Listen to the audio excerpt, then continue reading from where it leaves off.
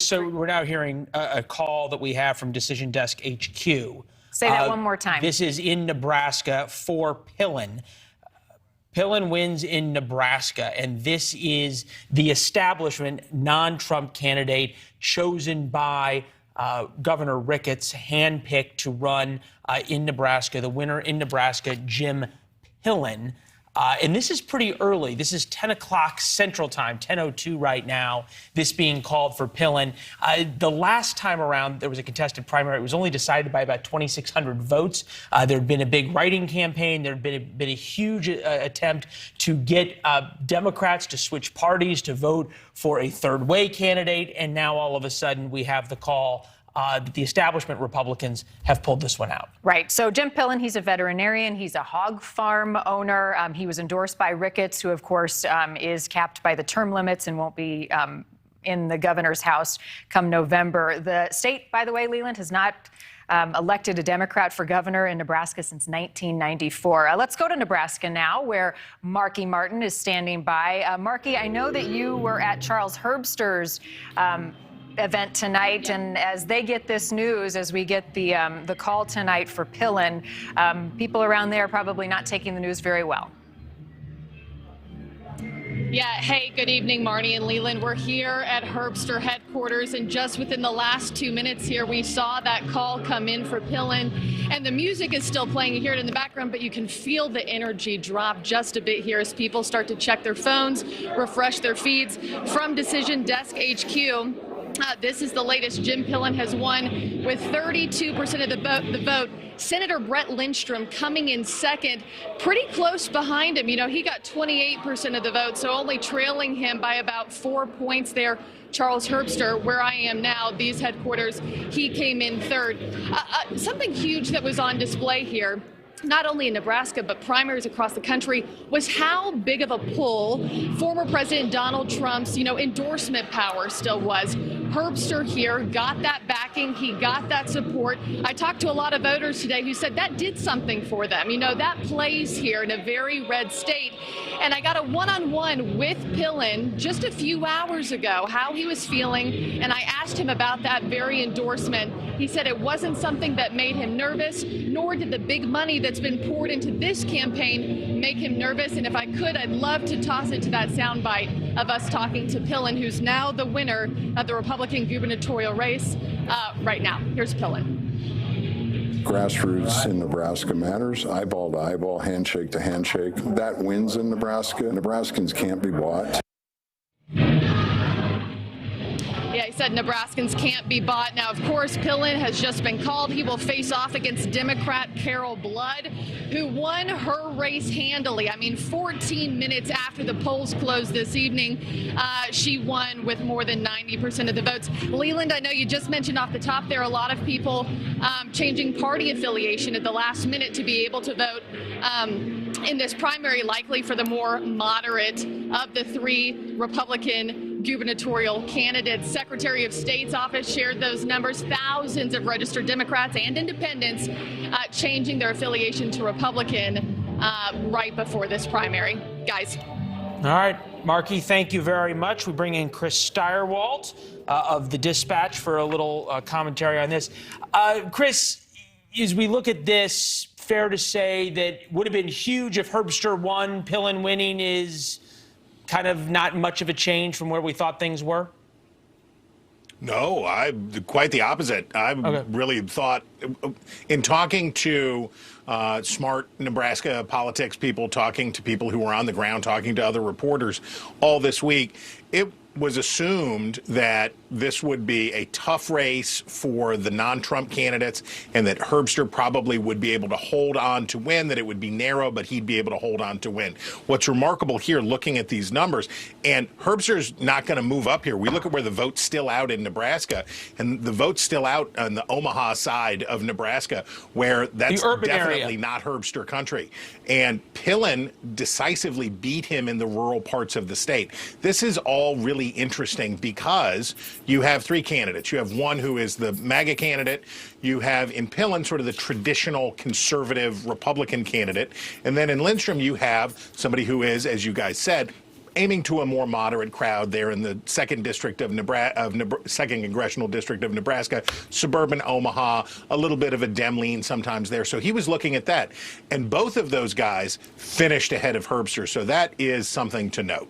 Let's get your thoughts on West Virginia tonight, Chris, because Representative Alex Mooney defeated Representative Dave McKinley for the congressional seat there. I mean, a lot has happened in West Virginia, your home state, as you and I discussed earlier.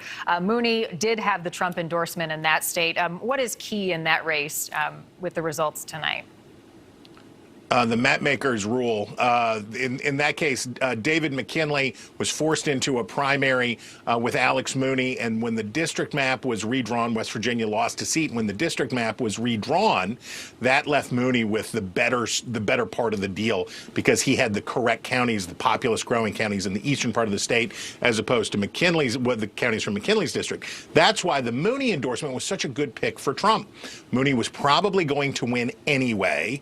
He is certainly Trump aligned, and by coming in, he could claim credit. Look, there was a showdown between two sitting Republican congressmen, and the Trump guy won, which is what makes the Herbster endorsement in Nebraska. This is the other side of the story.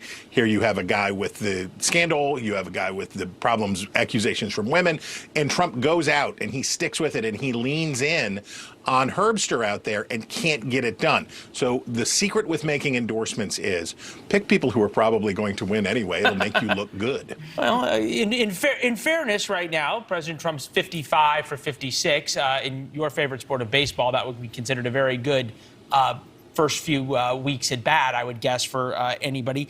That said, is it fair to look at Nebraska and West Virginia, both very, very red states, as some kind of bellwether for how President Trump is going to help candidates come the general election in a place like Pennsylvania or in a place like Ohio that is so contested?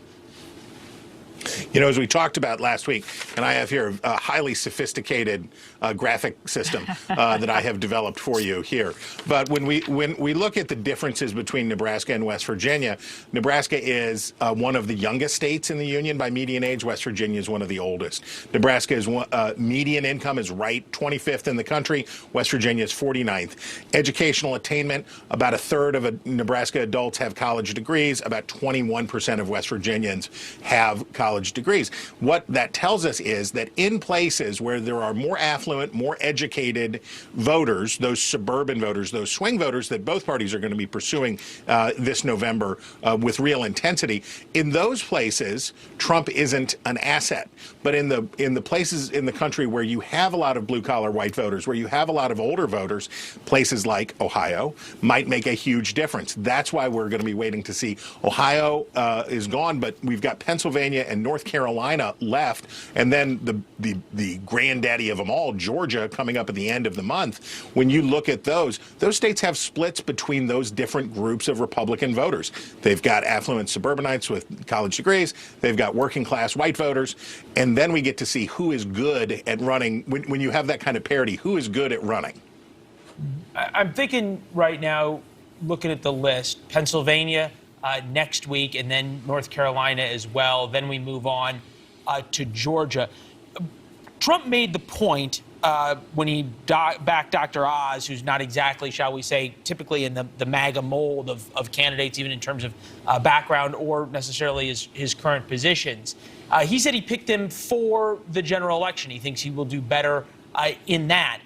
At some level, the endorsements in this granular discussion we are having and how well President Trump does with each group that you went through with your sophisticated graphical system.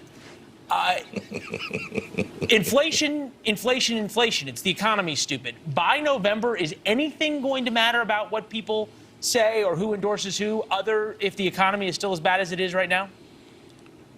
When every election cycle is over, parties look back and say, we could have had that one. That was the one that we could have had. And we can think back. The Republicans have had a lot of rough primaries over the past decade. And we can think about, Christine O'Donnell in Delaware, I'm not a witch, and defeated incumbent Richard Lugar in Indiana. We can look back and see all the times where the Republicans could have won the Senate long ago, but didn't because they muffed it in the primary. They made a mistake in the primary. What Mitch McConnell and Republican leaders are thinking about right now is they're pretty much going to take the House for granted at this point. Question, how big the wave is for Republicans will depend on all the factors that you just described at the end and which seats tip this way or which seats tip that way. Senate races are a lot more dependent on the individual candidates. And if you have a candidate that's not a good match, you can waste a seat that should be yours, or more perilously, if you have a wrong pick, you can lose a seat. So when the Republicans who have 2 seats to defend in Ohio and Pennsylvania are doing their picking, they have that in mind, that in the future, and same for North Carolina, which is a pretty close state, pretty closely divided state, they have that in the back of their minds as they're making their choices. I feel like you could add Ken Buck, Todd Akin to the list. We could continue going down in terms of senators. President Biden heads to Chicago tomorrow, talking inflation and the like.